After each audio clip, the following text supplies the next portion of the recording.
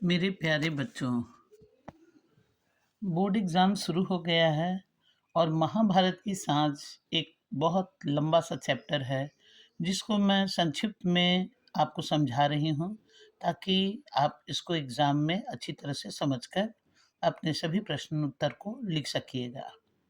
महाभारत की साँझ में कौरव और पांडवों के बीच ये हुआ था, जिसमें धृतराष्ट्र जो जन्म से ही अंधे थे और वो दुर्योधन के पिता थे।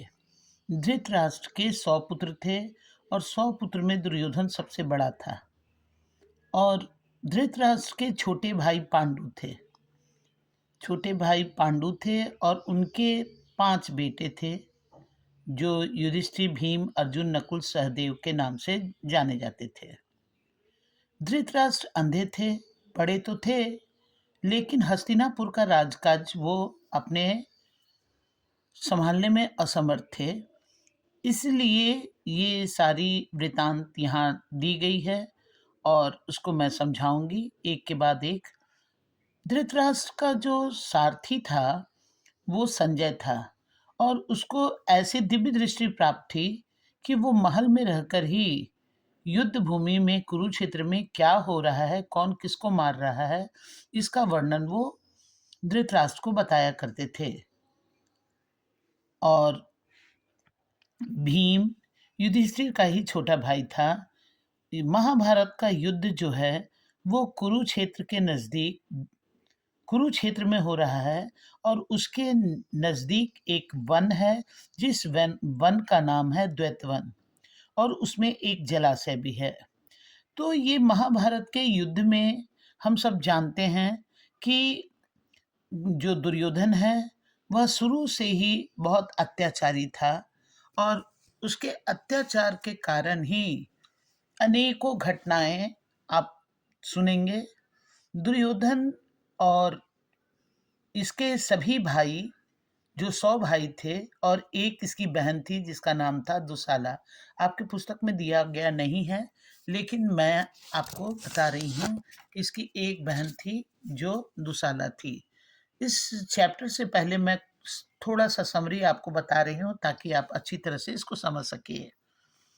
तो दुर्योधन जो था, द्रोणाचार्य के द्वारा ही उसको भी शिक्षा दीक्षा प्राप्त हुई थी और पांचों पांडवों को भी उन्हीं से प्राप्त हुआ था। लेकिन दुर्योधन जो था वो दुराचारी था और दुराचारी होने के कारण हमेशा चाहता था कि किसी तरह इन पांचों पांडवों का विनाश कर दिया जाए, इसको नष्ट कर दिया जाए। इससे पहले अनेक घटनाएं हैं जो मैं आपको पहले बता दे रही हूँ, उसके बाद फिर मैं बताऊंगी। तो दुर्योधन, एक समय क्या हुआ कि हस्तिनापुर के राजकाज धृतराष्ट्र के अंधे होने के कारण वो संभालने में असमर्थ थे, तो अपने छोटे भाई पांडु को वो राजकाज संभालने का काम दिए थे। अब पांडु भी जो वन में गए और वो शरीर से स्वस्थ नहीं थे, और वन में जाने के बाद उनको, वो भी श्रापित थे और वन में उनका निधन हो गया। अब पांडु के निधन के बाद उनका जो 5 बेटा था, उन 5 बेटे का अधिकार होता है पिता के राज्यकाज को संभालने के लिए। तो पांडु जो था, मरने के पश्चात युधिष्ठिर अब राज्यकाज संभालने के लिए, हस्तिनापुर का राज्यकाज संभालने के लिए वो सक्षम थे, इसीलिए वो चाहते थे कि राज्यकाज संभाले। लेकिन जो दुर्योधन था, वो दुर्योधन सोचता था कि मेरे पिता धृतराष्ट्र अंधे हैं, पर मैं तो अंधा नहीं हूँ, मैं हस्तिनापुर का राज्यकाज स्वयं संचालन करने के लिए सक्षम हूँ। लेकिन इस उनको कोई ऐसा पॉइंट नहीं मिलता था जिस आधार पर वो कुछ कर सके। अब क्या हुआ कि हस्तिनापुर का राज्यकाज जो युधिष्ठिर चला रहे थे, तो दुर्योधन के मामा थे शकुनी, और शकुनी छल प्रपंच से हस्तिनापुर का राज्यकाज जो है वो दुर्योधन को सौंपना चाहते थे। एक दिन क्या हुआ कि चौसड़ का खेल खेलने के बहाने के लिए वो दुर्योधन को कहे कि तुम युधिष्ठिर के साथ पांचों पांडवों के साथ मिलकर ये खेल खेलो, जिसको हम लोग इंग्लिश में चेस बोलते हैं, वही खेल खेलो। लेकिन शकुनी इस खेल में बहुत ही पारंगत था। वो जो चाहता वही गोटी वो गिराता था और वही आता भी था। इस तरह से वो क्या किया कि युधिष्ठिर को कहा कि देखो, इस खेल में जो जीतेगा उसी का पूरा राज्यकाज हस्तिनापुर हो जाएगा। और युधिष्ठिर भी उसके बात में आकर उस खेल में शरीक हो गया। अब क्या हुआ कि धीरे धीरे दुर्योधन और शकुनी, दुर्योधन की तरफ से शकुनी खेल रहा था और युधिष्ठिर पांचों पांडवों की तरफ से युधिष्ठिर खेल रहे थे। तो क्या हुआ कि जब जब शकुनी गोटी फेंकता था तो हमेशा ही पांचों पांडव हार जाते थे। युधिष्ठिर पहले अपने राज्य का जितना संपत्ति था, घोड़े, हाथी, कोषाध्यक्ष, सब कुछ एक के बाद एक लगाता गया दांव पर और सबको हारता गया। अब हारने के पश्चात क्या हुआ कि जब वो हार गया तब दुर्योधन कहा कि अभी तुम सब भाई तो हो। एक के बाद एक युधिष्ठिर अपने को दांव पर लगाया, भीम को लगाया, अर्जुन को लगाया, नकुल को लगाया, सहदेव को लगाया और पांचों के पांचों भाई भी हार गए। लेकिन इसका जो गुस्सा था, उस गुस्सा का कारण क्या था कि जब युधिष्ठिर हस्तिनापुर का राज्यकाज संभाल रहे थे तो दुर्योधन जो जमीन का जो सरफेस है उसके रंग का एक जलाशय था और वो समझ न पाया और उस जलाशय में धम से गिर गया था, जिस पर द्रौपदी हंसकर कही थी कि अंधा का बेटा अंधा ही होगा। अब इस बात पर आने के पश्चात दुर्योधन को इस बात का चिढ़ था कि हम तो किसी भी तरह से तुमको इस बात का बदला लेके ही रहेंगे। अब क्या हुआ कि जब ये बात हुआ कि हम तो तुमसे बदला लेकर रहेंगे, अब जो चेस यानी चौसर का खेल हो रहा था उसमें ये लोग जब पांचों भाई हार गए तो दुर्योधन कहा कि अरे भाभी तो बाकी है और भाभी को दांव पर लगाओ। और युधिष्ठिर पांचों पांडव चुपचाप खड़े थे सर झुकाकर और दुशासन जाकर महल से द्रौपदी के बाल पकड़कर खींचकर उसको लाया। और नहीं, पहले दांव पर लगाया गया और दांव पर जब द्रौपदी को लगाया, क्योंकि हारने वाला हर क्षण सोचता है कि शायद इस बार मैं जीत जाऊंगा, इस बार मैं जीत जाऊंगा। इसी तरह द्रौपदी को जब दांव पर लगाया तो भी इन लोग के मन में था कि शायद जीत जाएंगे और द्रौपदी को भी हार बैठा। अब दुर्योधन का तो मने खुशी का अपार खुशी हो गई कि चलो, जिस चीज़ का मुझको था इंतजार अब वो आ गया। अब दुशासन को भेजा, दुर्योधन का छोटा भाई था, उससे छोटा दुशासन। दुशासन को महल में भेजा और बोला कि उस दासी को, नॉट भाभी, उस दासी के बाल पकड़कर खींच कर लाओ। और द्रौपदी को के बाल को पकड़ करके महल में लाया गया।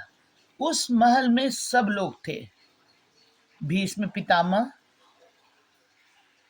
द्रोणाचार्य, कृपाचार्य, ऐसे अनेक गुरु, दादा, सब लोग बैठे हुए थे और सब सर झुकाए थे।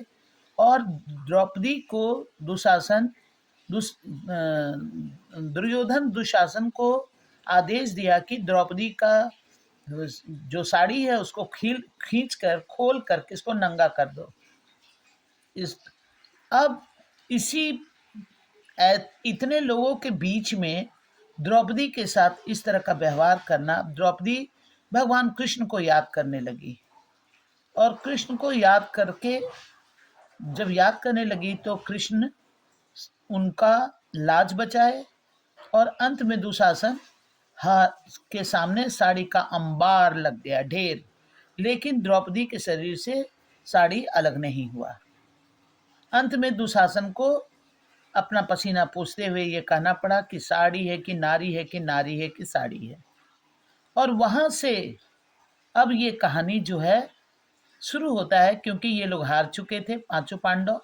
और वहां से दुर्योधन इन लोग को 12 वर्ष का वनवास और 1 वर्ष का अज्ञातवास देकर वन में भेज दिया। अब वहां से ये लोग वन में चले गए। वन में जाने के पश्चात 12 साल काटने के बाद 1 साल अज्ञातवास भी काटा। उसमें अर्जुन भी जो है तरह तरह के धनुष विद्या का ज्ञान प्राप्त किए बहुत। लेकिन दुर्योधन इसमें भी नहीं छोड़ा। आपके कहानी के बीच में आएगा, इसलिए मैं पहले ही बता रही हूँ। यहाँ से जब ये लोग जाने लगे तो क्या हुआ कि दुर्योधन चाहा कि जंगल जाने से पहले ही इन लोग को किसी भी तरह से मार दिया जाए ताकि ये लोग जिंदा ना बचे। और वहाँ पर क्या किए कि जब ये लोग रास्ते में आराम करने के लिए रुके तो वहाँ पर एक घर बनवाया। वो घर लाह का यानी लाक्षा गृह बनवाया। और लाक्षा गृह बनवाकर रात को इन लोग को वहीं पर शरण दिया ताकि ये लोग रात भर वहीं पर रुके और रुके। और इस बीच में दुर्योधन क्या किया कि पुरोचन को कहकर ये कि जब ये लोग सो जाएंगे तो रात के समय उस महल में आग लगा देना ताकि ये पांचों के पांचों उसमें जल के मर जाएं। लेकिन ये लोग पांचों पांडवों को ये बात का पता चल चुका था। ये लोग उसके अंदर ही महल के अंदर से ही उनके पक्ष वाले लोग सुरंग बना दिए थे। जैसे ही महल में आधी रात को आग लगा कि ये पांचों पांडव महल से निकलकर वन में चले गए। वन में बहुत सारी घटनाएं हुई और घटना होने के पश्चात 12 साल गुजारने के पश्चात 1 साल का अज्ञातवास। अज्ञातवास का मतलब होता है जिसमें आपको कोई पहचान न पाए कि आप कौन हैं। यदि आपको पहचान लिया गया कि आप अर्जुन हैं या आप भीम हैं, आप या नकुल हैं, तो फिर से आपको 12 साल और 1 साल का अज्ञातवास का सजा आपको वनवास फिर से करना पड़ेगा।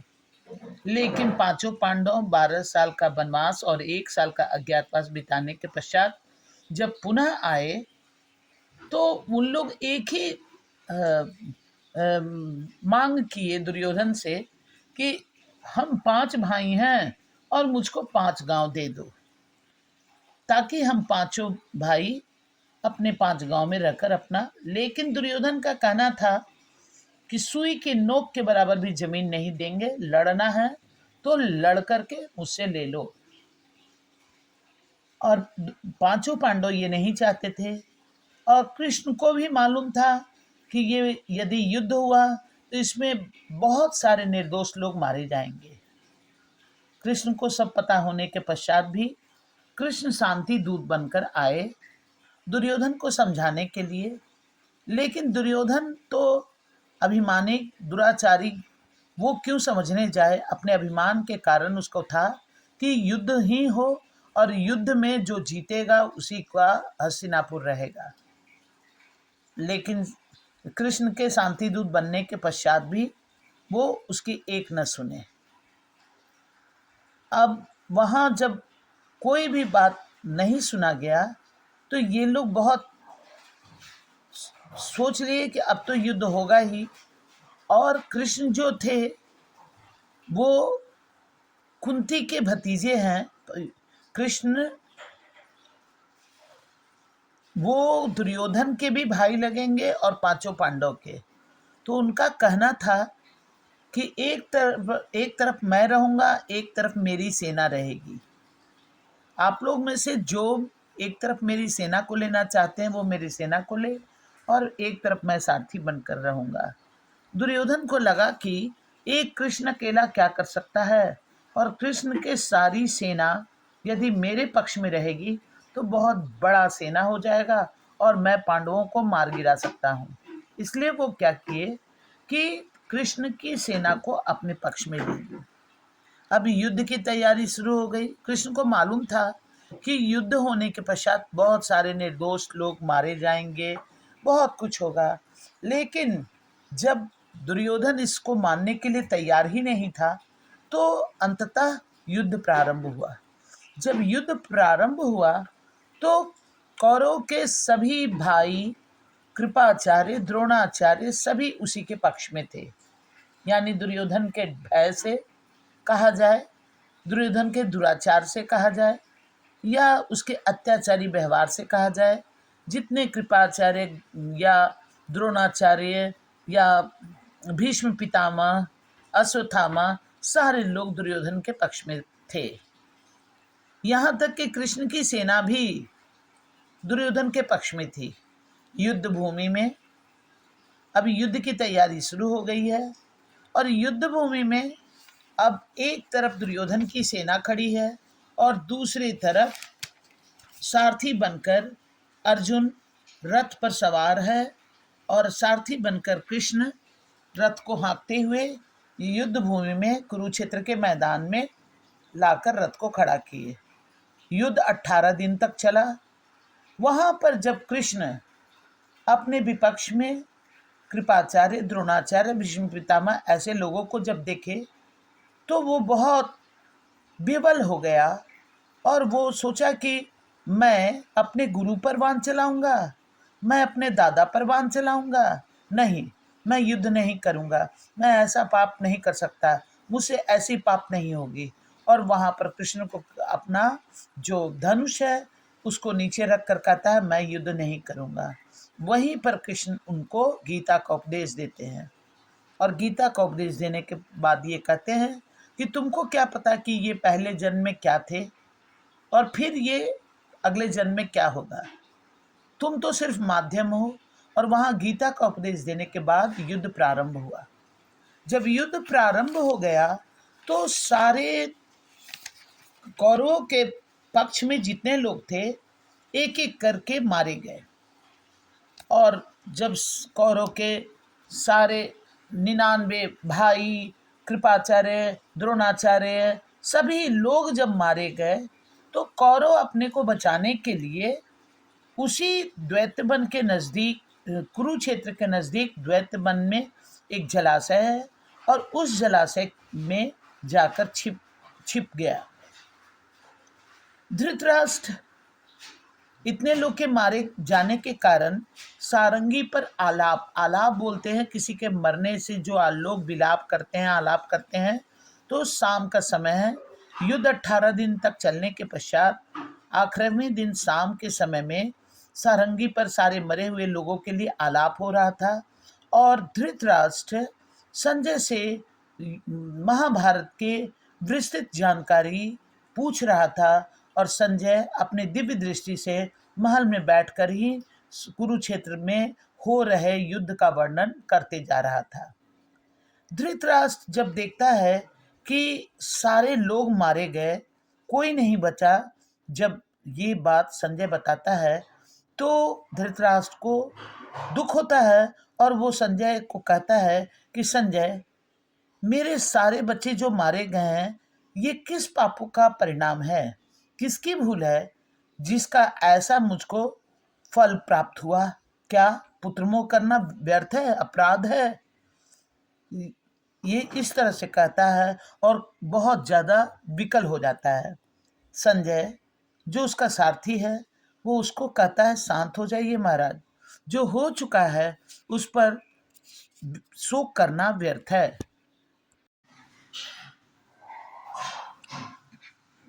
धृतराष्ट्र ये देख रहे हैं कि अपनी आत्मरक्षा के लिए जो दुर्योधन है वो जाकर सरोवर में घुस गया है। सरोवर में जो जल स्तंभ है जल का, उसी में छिपकर बैठा हुआ है।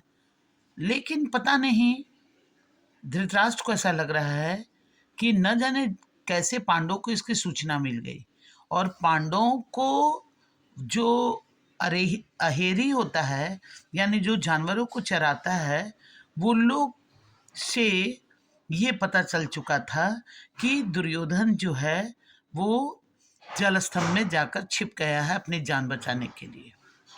अब भीम और युधिष्ठिर अपने रथ को लेकर उसी द्वैतवन के सरोवर में जाते हैं, और वहां जाने के बाद उसको ललकारते हुए बाहर निकालने की चेष्टा करते हैं और कहते हैं, युधिष्ठिर, जोर से पुकार करके, युधिष्ठिर, अरे पापी कपटी दुरात्मा दुर्योधन, स्त्री की भांति अब जल में जाकर छुपा है। देख, तेरी काल तुझको तू ललकार रहा है। लेकिन भीम अपना जान बचाने के लिए कुछ नहीं कहता है, चुपचाप कायर की तरह उसमें चुपचाप रहता है, ताकि उसका कोई जवाब नहीं देता है। लेकिन युधिष्ठिर फिर गुस्सा से कहता है कि लज्जा, तो भीम कहता है कि तुझे लज्जा नहीं आती, अपने प्राण बचाने के लिए जाकर तू जल में छिपा है। तो उसका जवाब युधिष्ठिर देता है कि लज्जा, उस पापी को लज्जा। अरे भीम, तुम कैसी बात कर रहे हो? जो हमारे सगे संबंधियों को गाजर मूली की तरह कटवा दिया, जो जीवित भाइयों को जीवित जलवा देने के लिए जरा भी हिचका नहीं, कहां पर? लाक्षागृह में। जो अपनी भाभी को भरी सभा में अपमानित करने का आनंद ले रहा था, यानी उसकी लाज को, उसको निर्वस्त्र करने के लिए, उसका लज्जा से क्या परिचय है? दुर्योधन जल में ये सुन रहा था और वो आपे से बाहर था, लेकिन गुस्सा में कह रहा है कि हंस लो दुष्टों, यानी भीम को और युधिष्ठिर को कह रहा है, हंस लो दुष्टों, जितना चाहे हंस लो, पर ये मत भूलना कि अभी मैं जीवित हूं, मेरी भुजाओं में बल अभी नष्ट नहीं हुआ है। मतलब जान बचा रहा है कि किसी तरह बच जाएं, लेकिन अभिमान से भरा हुआ शब्द जो है वो कह रहा है।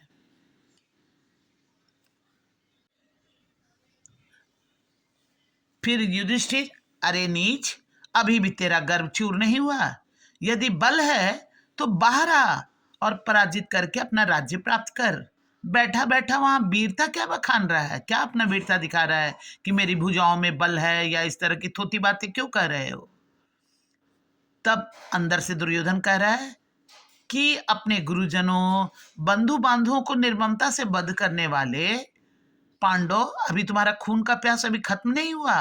बंधु बांधव मतलब जितने तुम्हारे सगे भाई थे, जितने तुम्हारे दादा थे, उन सबको कह रहा है, गुरुजन थे, द्रोणाचार्य, कृपाचार्य, कि उन सबको तो मार दिए, लेकिन अभी भी तुम्हारा ये खून का प्यास अभी बुझा नहीं है। तब अपने आप को कह रहा है कि सुयोधन कायर नहीं है, तुम सत्ता चाह रहे हो ना, मेरे प्राण जब तक रहेगा तब तक मैं तुम्हारी सत्ता को, यानी तुम्हारी गद्दी को मैं स्वीकार नहीं कर सकता। तो भीम क्रोध से कहता है, तो बाहर आओ, फिर क्यों उस जलाशय में छिप कर बैठे हुए, आओ और बाहर आकर अपनी वीरता दिखाओ। लेकिन इस बात को सुनने के बाद भी दुर्योधन कि हाँ, जानते हैं, हम अच्छी तरह जानते हैं, क्योंकि तुम सोच लो, दुर्योधन खुद अपने बारे में कह रहा है कि युधिष्ठिर, हम जान रहे हैं कि तुम हमको इस तरह नहीं छोड़ने वाले हो। मैं थक कर चूर तो जरूर हो गया हूं, मेरी सारी सेना जितनी थी सब युद्ध भूमि में इधर उधर बिखर गई। मेरा जो कवच था वो भी फट, कवच बोलते हैं शरीर का, बुलेट प्रूफ, वो भी मेरा फट चुका है।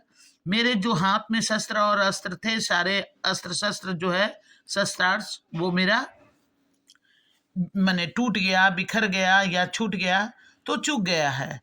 अब हमको भी समय दो युधिष्ठिर। तुम क्या भूल गए कि हम तुमको 13 वर्ष का समय दिए?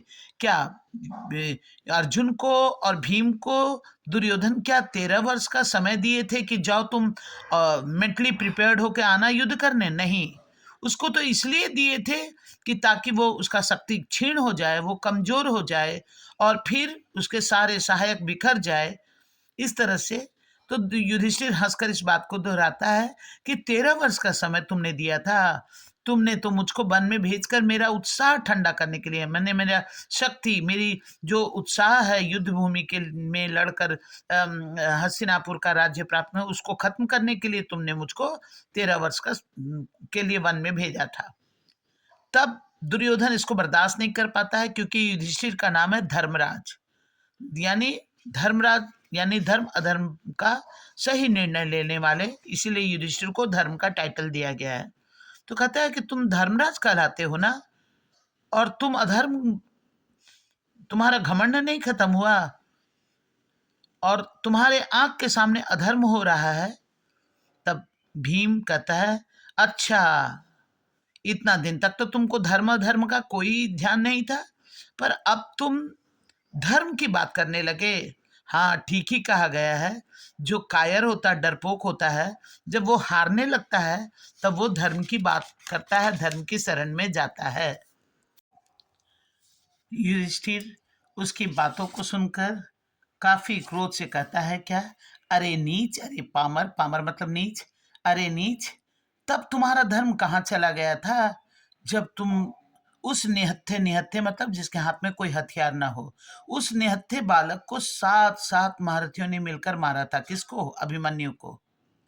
जब आधा राज्य तो दूर, सुई की नोक के बराबर भी भूमि देने के लिए तुमको अनुचित लग रहा था, जब हम आए थे वन का समय बिताकर और तुमसे बोले थे कि हमको 5 गांव दे दो, तो उस समय तो तुम सुई के कहे थे कि सुई की नोक के बराबर भी जमीन नहीं देंगे, लेना है तो युद्ध करके लो। अब कहाँ गया तुम्हारी वीरता? तब दुर्योधन कह रहा है, थके हुए व्यक्ति को घिर कर वीरता का उपदेश देते हो, और उसके बाद मुझे खेद है कि मैं उसके लिए तुम्हारी प्रशंसा नहीं कर सकता हूं। इस अब अपने को बचाने के लिए दुर्योधन क्या कह रहा है मालूम? इस नर हत्याकांड से मुझे विरक्ति हो गई है। यानी नर हत्याकांड मतलब इतने लोग जो मरे हैं, इसको देखकर मुझको अब विरक्ति हो गई है, नफरत हो गया है, और ये रक्त रंजित सिंहासन पर बैठकर राज्य करने की मेरी कोई इच्छा नहीं है। रक्त रंजित मतलब खून से सना हुआ, यानी इतने लोग जो मरे हैं उनके खून से सने हुए सिंहासन जो है, उस सिंहासन पर अब हमको राज्य करने की कोई इच्छा नहीं। अपने आप को बचाने के लिए ये सब कह रहा है। और कह रहा है क्या दुर्योधन, तुम निश्चिंत मन से जाओ और राज्य भोगो। किसको? युधिष्ठिर भीम को। जब तुम जाके राज्य भोगो, अपने उसका नाम वास्तव में सुयोधन ही उसके पिता ने रखा था, पर उसके बुरे कर्मों के कारण उसको दुर्योधन कहा जाता है। और अपने बारे में कह रहा है कि सुयोधन को वन में जाकर भगवत भक्ति में अब दिन बिताएगा। जो इतना अधर्मी, पापी, कपटी है, वो अब भगवत भक्ति करने के लिए अपने को कह रहा है। तब भीम जो है कहता है कि ये सब कूटनीति, ये सब जो षड्यंत्र रच रहे हो, ये सब व्यर्थ है। इससे तुम्हारा प्राण बचने वाला नहीं है। तुमको बाहर निकलना पड़ेगा। एक ही मार्ग है और युद्ध करना पड़ेगा। युद्ध में यदि तुम जीत जाओगे तो राज्य तुम्हारा होगा, वरना मारे जाओगे। तो दुर्योधन अपने आप को कहता है, अप्रस्तुत को मारने में, यदि तुम अप्रस्तुत मतलब इनडायरेक्ट, यानी हम जो जल के भीतर हैं और तुम हमको मार दोगे तो ये अप्रस्तुत कहलाया। तो मेरे प्राणों का नाश करके तुमको कुछ नहीं मिलेगा। युधिष्ठिर कहता है कि अब तुमको इतना प्राण से मोह हो गया तो फिर तुम महाभारत क्यों रचाए? जब 5 गांव मांगे तब तो तुम दिए नहीं, तब तो तुम कहे कि सुई के नोक के बराबर भी जमीन नहीं देंगे, लड़ना है तो लड़ कर लो। और अब अपने प्राण से इतना मोह दिखा रहे हो, और अब जीने की इच्छा तुम्हारे भीतर आ गई है। तब भीम कहता है, पाखंडी, तुझे झूठ बोलने में लज्जा नहीं आती है? तब दुर्योधन काफी आपे से बाहर होता है, कहता है, ले लो राक्षसों, यदि तुमको मेरे ही प्राण लेकर तुम लोगों की प्यास बुझ जाए तो ले लो, मेरे प्राण को ले लो। और मेरा पूरा जीवन कभी भी शांति से नहीं बीता। हर समय मैं तुम्हारे सामने सुअवसर जीवन के शत्रु बनकर तुम हमेशा मेरे सामने खड़े थे, इसीलिए कभी भी मैं सुख से अपना दिन नहीं गुजार पाया। तब युधिष्ठिर कहता है कि पहले तो तुम वीरता का घमंड दिखाते थे कि मैं बहुत वीर हूं, लड़ करके राज्य लूंगा, लड़ करके मैं तुम सबों को हरा कर अपना राज्य प्राप्त करूंगा, और अभी करुणा की भीख मांग रहे हो, दया की भीख मांग रहे हो। कायर ऐसा ही करते हैं। कान खोलकर सुन लो, युधिष्ठिर कहता है, कान खोलकर सुन लो, मैं तुम्हारी तरह नहीं कि जिस तरह से तुमने अभिमन्यु को वध कर दिया, निहत्थे बालक को, मैं तुम्हारी तरह बधिक बनकर, बधिक मतलब बुचर, जो जानवरों को मारता है, तो वो कहता है कि मैं तुम्हारी तरह अधर्म करके बधिक नहीं कहलाऊंगा, और तुमको दया करके छोड़ेंगे भी नहीं। तुमको कवच भी देंगे और अस्त्र भी देंगे। तुम जिस अस्त्र से लड़ना चाहते हो वही अस्त्र मैं तुमको दूंगा, और हम दोनों में से तुम जिसके साथ लड़ना चाहते हो उसके साथ लड़ोगे। अब भी इस तरह की बातें सुनकर दुर्योधन के सामने कोई चारा ना रहा। तब कहता भीम अपने बड़े भाई को कह रहा है, इस दुराचारी के साथ ऐसा व्यवहार बिल्कुल अनावश्यक है। दुर्योधन का, मैं तो कह चुका हूं युधिष्ठिर, मुझको विरक्ति हो गई है, मतलब हम विरक्ति प्राप्त, मुझको अब युद्ध भूमि में उस रक्त रंजित सिंहासन से कोई लगाव नहीं है, तुम जाकर उस सिंहासन को ले लो। लेकिन क्योंकि उसको मालूम है कि सिर्फ मैं ही जिंदा हूं और मेरी एक बूंद खून यानी मेरा प्राण इस पूरे मरुस्थल में एक पानी के बूंद के बराबर है, मेरे जीत जाने से भी कौरव का कुछ होने वाला नहीं है। इसीलिए कह रहा है कि तुम सबकी इच्छा है कि मेरे मरे हुए शरीर पर अपना जीत कर जय स्तंभ जयकार करते हुए, झंडा फहराते हुए अपना जीत का जश्न मनाना तुम्हारी इच्छा है, तो जाओ। लेकिन अच्छा है, जो लोग मरकर चले गए हैं वो लोग के सामने जब तक मैं छिपा रहूंगा मैं उन लोग को मुंह नहीं दिखा पाऊंगा। अच्छा है, तुमसे लड़कर मैं भी उन लोग को अपना मुंह दिखा सकता हूं कि मैं भी युद्ध में लड़कर आया हूं। इस तरह की बात दुर्योधन जो है वो कहता है। उसके बाद थोड़ी देर लघु विराम होता है, रुकता है। फिर अब युद्ध भूमि में जब युद्ध होता है तो इससे पहले मैं आपको एक छोटा सा बात बताने जा रही हूं। बच्चों जरा ध्यान से सुनिएगा। कृष्ण को तो सब कुछ पता था कि दुर्योधन के भीतर क्या शक्ति है और पांडवों के भीतर क्या शक्ति है। तो जब गांधारी, धृतराष्ट्र की पत्नी गांधारी के आंखों में पट्टी बंधा था और उसके पट्टी को जब खोला गया तो ये कहा गया था कि जब तुम पट्टी खोलोगी और तुम सबसे पहले जिसको देखोगी उसके सारे शरीर वज्र के हो जाएंगे, यानी पत्थर के हो जाएंगे। कृष्ण को मालूम था कि उसका प्रिय बेटा दुर्योधन है और वो दुर्योधन को ही बुलाकर अपने सामने देखेगी। तो कृष्ण जानते थे कि वो दुराचारी अत्याचारी है और यदि उसका शरीर वज्र का हो जाएगा तो इस संसार का विनाश हो जाएगा।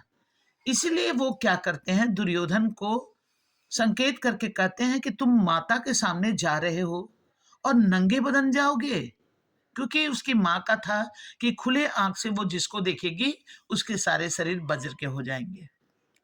लेकिन कृष्ण इसके बुरे व्यवहार के कारण वहां पर कहते हैं कि दुर्योधन, तुम इस तरह से नंगे बदन अपने माँ के पास जाओगे।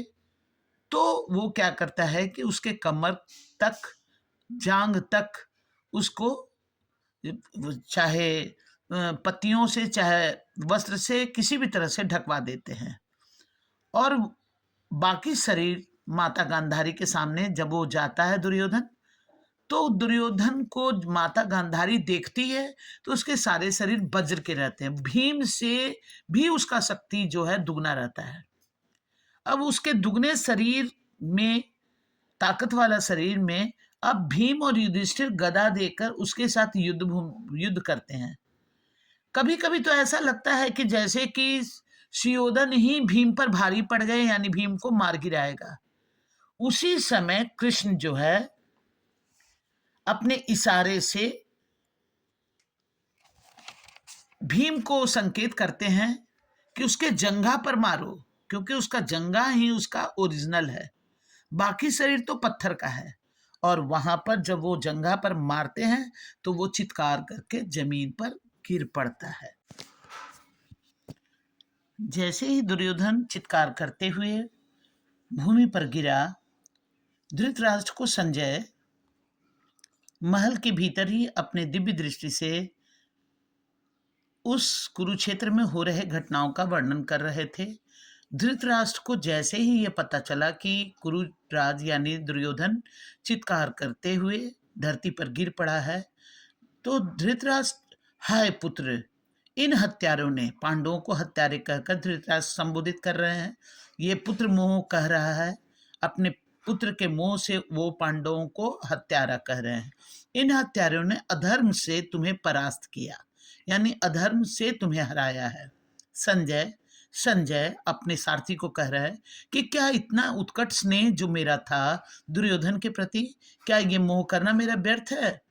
तब संजय समझ जाते हैं कि ये बहुत भावाकुल हो चुका है, बहुत भावावेश में आ चुका है। इसीलिए संजय जो है वो धृतराष्ट्र को सांत्वना दे रहे हैं कि धैर्य रखें महाराज। अब कुरुकुल यानी कौरव का एकमात्र डगमगाते पोत मतलब डगमगाता हुआ नाव, अब इसके कर्णधार आप ही बचे हैं, यानी सिर्फ आप ही कौरव वंश के एक धृतराष्ट्र मात्र बचे हैं, इसलिए धीरज रखें। वो सांत्वना संजय जो है वो धृतराष्ट्र को सांत्वना देते हैं। तब धृतराष्ट्र कहता है कि संजय हमको बहलाने का चेष्टा मत करो, तुमने ठीक कहा कि कुरुकुल का कर्णधार अंधा है, उसे दिखाई नहीं देता है, वो अपने आप को कह रहा है। संजय ठीक यही बात सुयोधन ने भी कही थी। धृतराष्ट्र क्या कहा था सुयोधन ने जब वो भूमि पर गिरा और पांडव जय ध्वनि करते हुए जब अपने शिखर में लौट गए संध्या के समय, सबसे पहले जैसे ही पांचों पांडवों के द्वारा दुर्योधन के गदा से वार करने के पश्चात जब दुर्योधन धरती पर चित्कार करके गिरे, पांचों पांडव अपने शिविर में हर्ष मनाते हुए जैसे गए। इसके पश्चात युधिष्ठिर पुनः दुर्योधन के पास आए। उनके आने का उद्देश्य था कि शायद ये कर रहा है, शायद इसे अपने किए हुए करनी या किए हुए कार्य पर पछतावा हो, तो वो उसको सांत्वना देने के लिए आया। परंतु दुर्योधन क्या समझा कि ये मेरे चित्कार के, मेरे कर्राह का खुशी मनाने आया है। और जैसे युधिष्ठिर उसके नजदीक पहुंचता है, उससे पहले दुर्योधन के धरती पर गिरने के चित्कार के करके गिरने पर सबसे पहले अश्वत्थामा आया। अश्वत्थामा कौन था बच्चों, जानते हो? अश्वत्थामा द्रोणाचार्य का पुत्र था और अश्वत्थामा ही अर्जुन के नन्हे नन्हे पांचों बच्चों का सर काटा था। वो कहा था अश्वत्थामा, जब देखा कि दुर्योधन इस तरह से चित्कार करके गिरा है, वही वो कहा कि इसका कुरुराज का ये दशा का बदला लेने का वो वहां से प्रण करके गया। तो बदला क्या लिया कि अर्जुन के पांचों नन्हे बच्चों का सर काट करके वहां, लेकिन कृष्ण उसको छोड़े नहीं। देखिए यहाँ कितना बड़ा त्याग है बच्चों। जब वो पांचों बच्चों का सर काटा तो कृष्ण और अर्जुन, वो बहुत भागता फिरा, लेकिन कृष्ण और अर्जुन उसको पकड़कर जब लाए द्रौपदी के पास, और द्रौपदी के पास लाकर कहा कि तुम्हारे पांचों बच्चा का हत्यारा ये है, तो द्रौपदी क्या जवाब दी बच्चों, सुनकर आश्चर्य करोगे। द्रौपदी कही, ये मेरे गुरु का बेटा है, इसलिए मैं इसको सजा नहीं दूंगी। हम और तुम भी इतना बड़ा त्याग नहीं कर सकते हैं। तो द्रौपदी ने उसे छोड़ दिया, परंतु कृष्ण नहीं छोड़े। कृष्ण उसके मस्तक पर जो मणि थी उस मणि को निकाल दिए ताकि उसको किए हुए करने का पश्चाताप भोगना पड़े।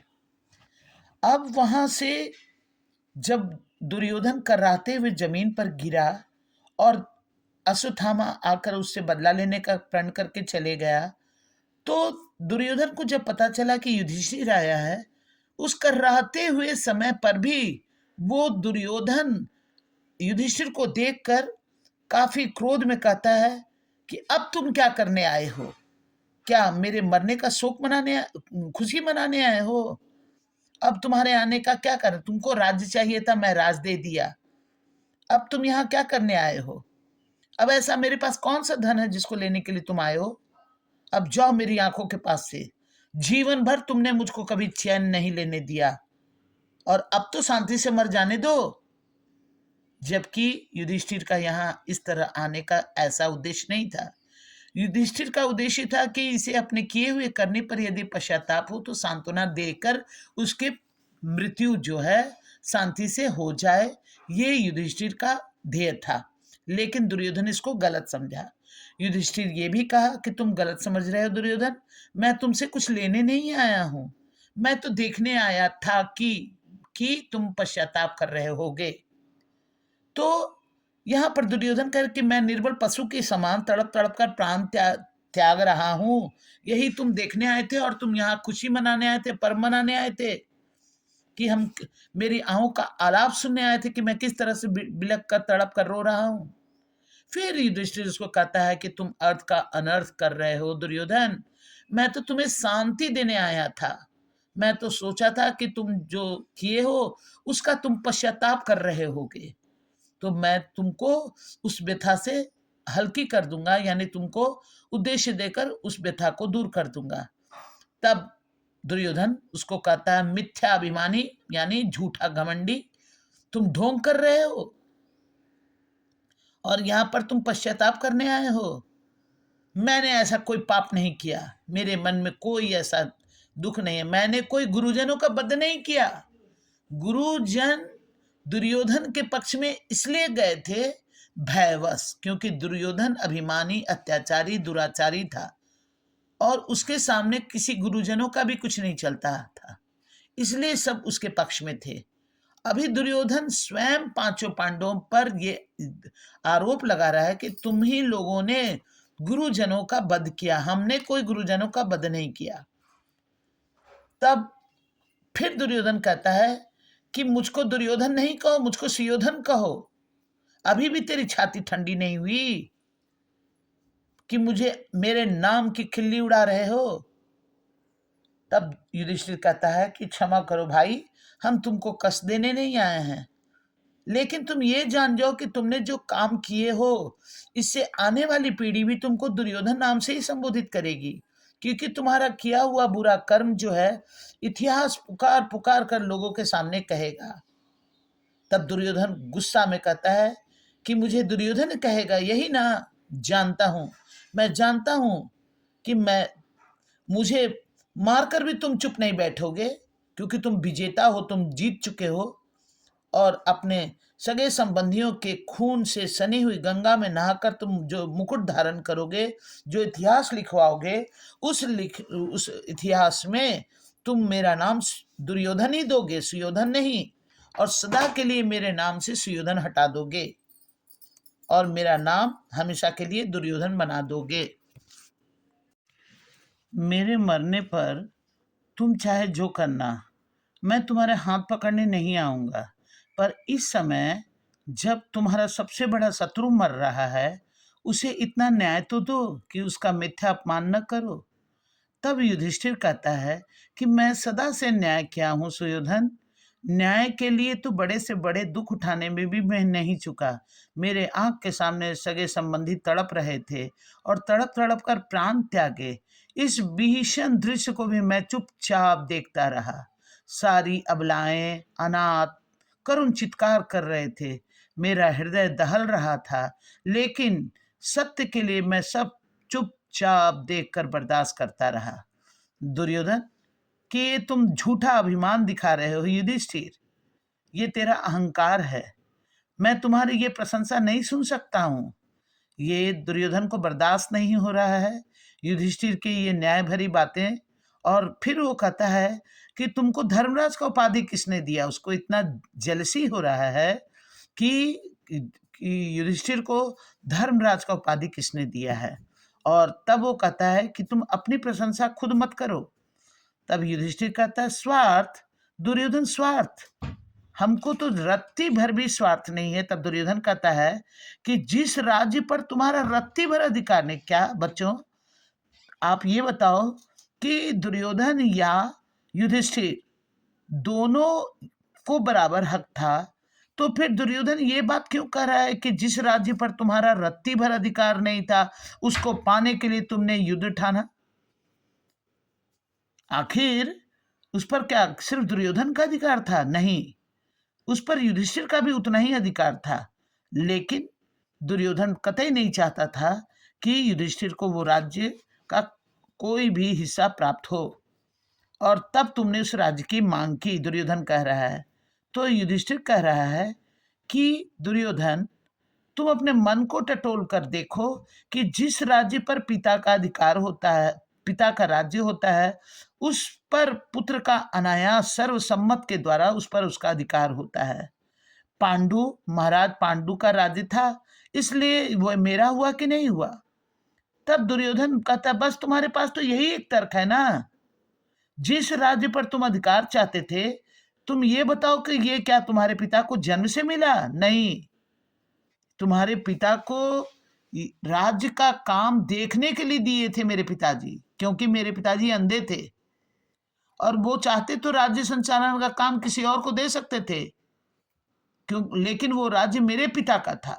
तब युधिष्ठिर कह रहा है कि ये पिता का राज्य जो है, ये तुम्हारे पिता का था, लेकिन मेरे पिता तो उस पर राज्य का संचालन करते थे, तो राज्य नियम नहीं कहता है। तब दुर्योधन कह रहा है कि राज्य नियम की चिंता कब की तुमने?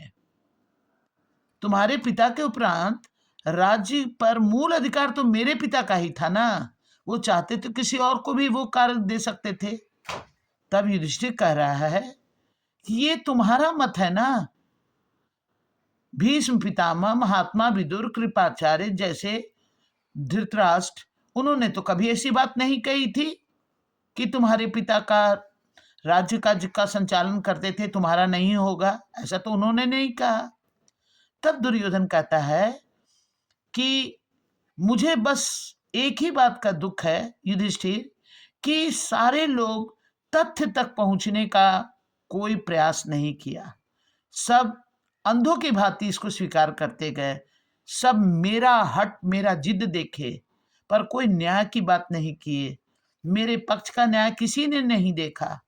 तब दुर्योधन क्या, सब तुम्हारे गुण से प्रभावित थे? दुर्योधन जो है वो युधिष्ठिर को कह रहा है कि सब तुम्हारे गुण से प्रभावित थे, सब तुम्हारी वीरता से डरते थे और कायरों की भांति रक्तपात मतलब लड़ाई झगड़े से बचने के लिए वे न्याय और सच को बलिदान कर बैठे थे, यानी न्याय का और सच का साथ नहीं दिए। उसके बाद शांति स्थायी नहीं हो सकी।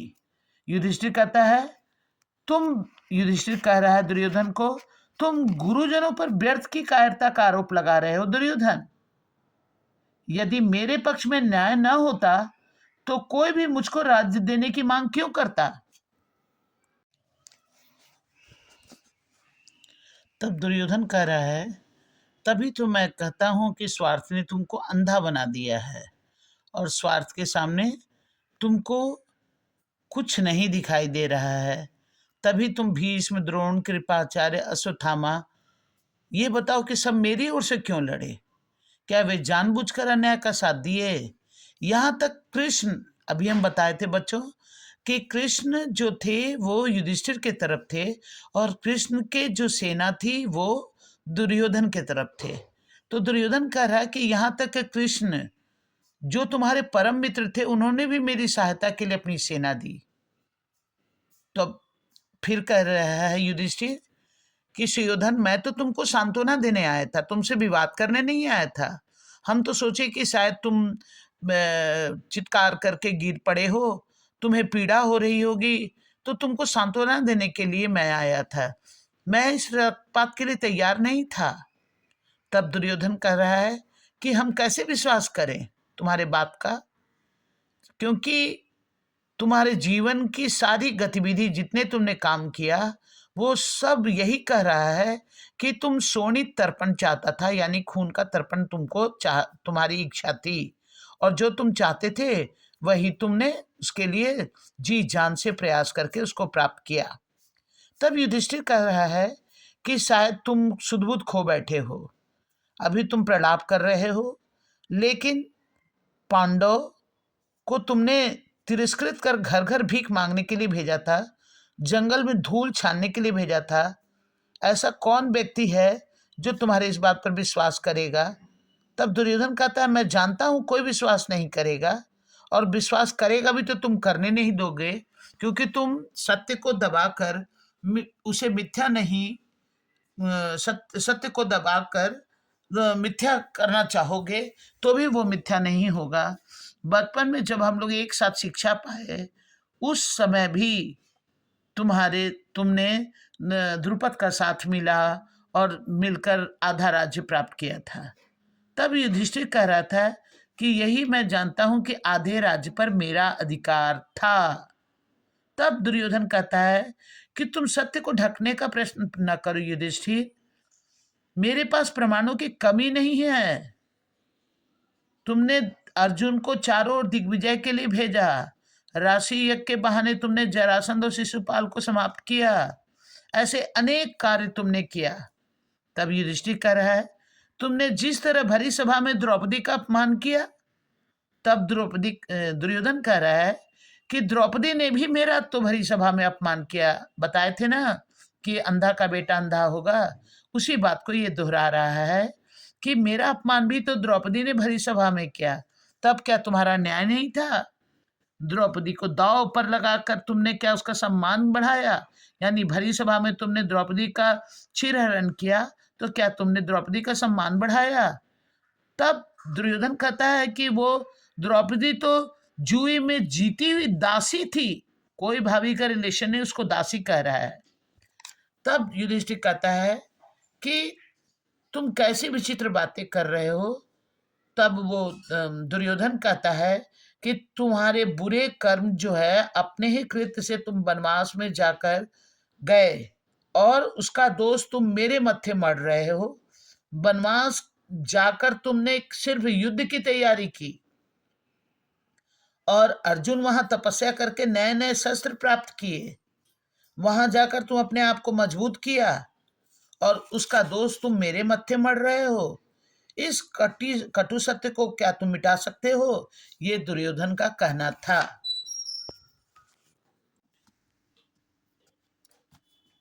फिर युधिष्ठिर कह रहा है यदि जो तुम कुछ कह रहे हो वह सत्य है तो दुर्योधन तुम मेरा बात पर विश्वास करो। तुमने प्रत्येक घटना का उल्टा अर्थ लगाए हो और जो तुम कल्पना के द्वारा देखा वो सब मिथ्या है।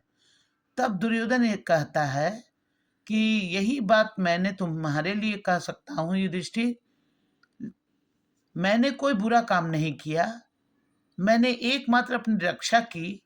जब तक तुमने आक्रमण नहीं किया हम चुप थे, और जब मैंने देखा कि युद्ध अनिवार्य है तो विवश होकर वीरोचित कर्तव्य करना पड़ा। तब युधिष्ठिर कहता है क्या अभिमन्यु बद्ध क्या वीरोचित था? तब दुर्योधन कह रहा है एक एक बात पर कितना विचार करोगे? भीष्म, द्रोण, कर्ण सब क्या वीरोचित था? जिस तरह से जब भीष्म, दुर्योधन, कर्ण का वध वीरोचित है तो अभिमन्यु का वध भी वीरोचित है। तब युधिष्ठिर कह रहा है कि अब मेरे पास इतना समय नहीं है कि मैं इसकी विवेचना करूंगा, और मैं सबका सार बात यही जानता हूं कि इस भीषण रक्तपात का मूल कारण जो है वो तुम्हारी महत्वाकांक्षा है, इस नरसंहार का। मैं तो एक निसहाय व्यक्ति की भांति केवल जूझ पड़ा और ये तुम्हारा ही षड्यंत्र का ये पुरस्कार है, तुमने जो षड्यंत्र किया उसी का पुरस्कार है। तब युधिष्ठिर कह रहा है कि ये तुम्हारी भ्रांति है, मतलब तुम्हारा गलत सोच है। सत्य और मिथ्या ये दोनों जो है ये सचमुच में इसका भेद करना असमर्थ है। तुम्हारी मस्तिष्क की दिशा इस समय बहुत ही दयनीय है। तब दुर्योधन कहते हैं कि तुम बड़े निष्ठुर हो, मरणोन्मुख मतलब मरने के समीप, भाई से दुराव करते तुमको तुम्हारा हृदय नहीं पसीजता है, यानी तुमको दया नहीं आता है।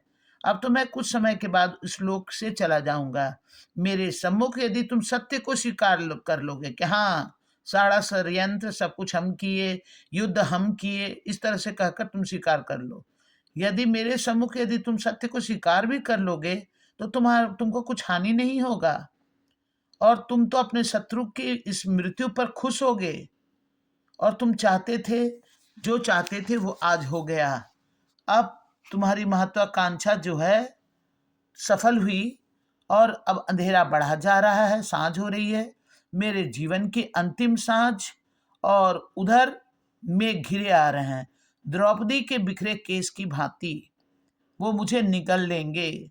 जिस तरह द्रौपदी के खुले केस को दुशासन पकड़कर खींच के लाया था, उसी समय द्रौपदी प्रतिज्ञा की थी कि इसके खून से अपने केश को धोऊंगी, तभी इसको बाल को बांधूंगी। इसीलिए यहाँ पर दुर्योधन कह रहा है कि द्रौपदी के बिखरे केश के काले घने केश के भांति वो आ रहा है और मुझे निगल लेगा।